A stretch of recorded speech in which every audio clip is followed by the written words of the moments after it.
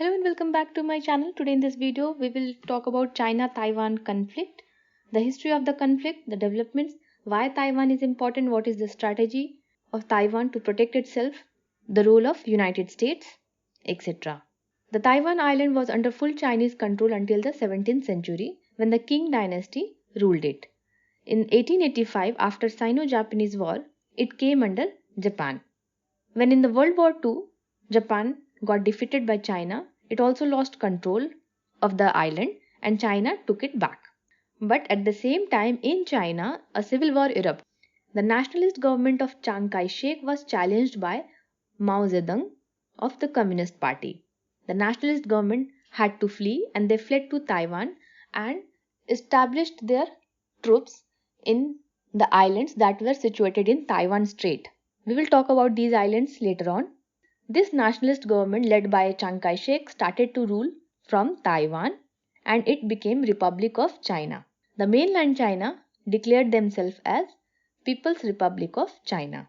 And based on the position that they took in 1950, Taiwan believes that it was never part of mainland China, whereas China, based on the same situation in 1950, it claims that Taiwan was always the part of mainland China and therefore it follows one China policy and also expects other countries to follow the same line.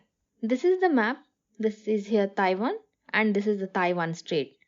The islands on Taiwan Strait are also very important. The Taiwan Strait crisis that took place in 1950 were because of the two islands where the nationalist government established their troop.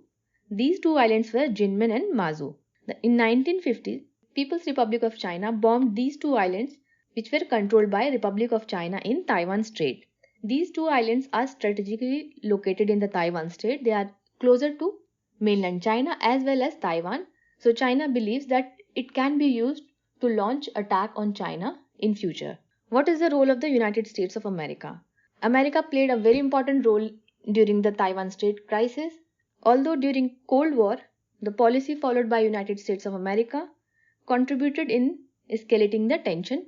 It was ready to let People's Republic of China invade Taiwan and take over the control. However, when the Korean conflict erupted, USA sent its 7th Fleet in order to stop the spillover of war in the Eastern Pacific region. From there on, United States of America got actively involved in the Taiwan issue. In 1954, it led Southeast Asia Treaty Organization in order to support Taiwan.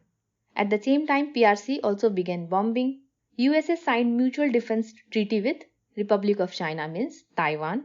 In 1955, US Congress passed a resolution called Formosa Resolution. Formosa is the name of the island Taiwan, which is now known as Taiwan, in which Eisenhower was given full authority to protect Taiwan island.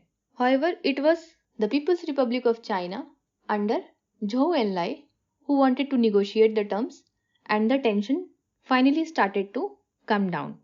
While the US maintains ties with Taipei and sells weapons to it, but officially it subscribed to PRC's One China policy. One China policy means Taiwan is not a separate entity, it is a province of China, and this position of Beijing is premised on the fact that Beijing will not invade Taiwan.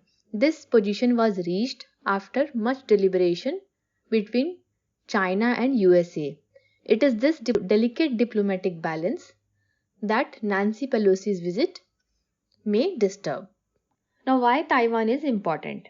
Because of two reasons. Its strategic location in Pacific Ocean and two, because of its economic importance. Taiwan produces 65% of the computer chips. If China takes over Taiwan, then the chips production will also be under threat. China can use this island to launch attack on the islands owned by USA. What is the strategy that is adopted by Taiwan to protect itself? This strategy is called Porcupine Strategy. It means the focus will be on the enemy's weakness rather than on its strength. Enemy's weakness will be such utilized so that Taiwan can be attacked and damaged but cannot be defeated unless with heavy damage to the attacker. This includes three-layer defense. The first layer is surveillance and continuous reconnaissance. This will remove any surprise element in the attack. There will be no surprise attack. The second layer includes air defense plus guerrilla warfare in the water. And if Chinese troops manage to land on the shore, then they will be met with number of missiles from number of points using the advantage of topography of Taiwan, numerous mountains, urban environment. These will provide advantage over Chinese troops, plus supported by air defense system and using innovative methods, smart techniques. These all will be used as part of asymmetric defense system. In its 2021 Quadrennial Defense Review, Taiwan's Ministry of National Defense defines asymmetric system as ones that are small, numerous, smart, stealthy, mobile and hard to be detected and counter. So the strategy of three-layer defense system is called Porcupine Strategy, which will inflict maximum damage on China. What is India's stand? India also does not recognize Taiwan, but it is also noteworthy that India was one of the first countries that recognized China and advocated for it to have the permanent seat of China in the United Nations Security Council. However, the recent developments suggest that considering India's own issue, India does not want to give any outright statement on the Taiwan issue. So this was all about China-Taiwan conflict, role of USA. For exam purposes, do the map reading, find the countries in the map around Taiwan and China, important straits, etc. See you in the next video.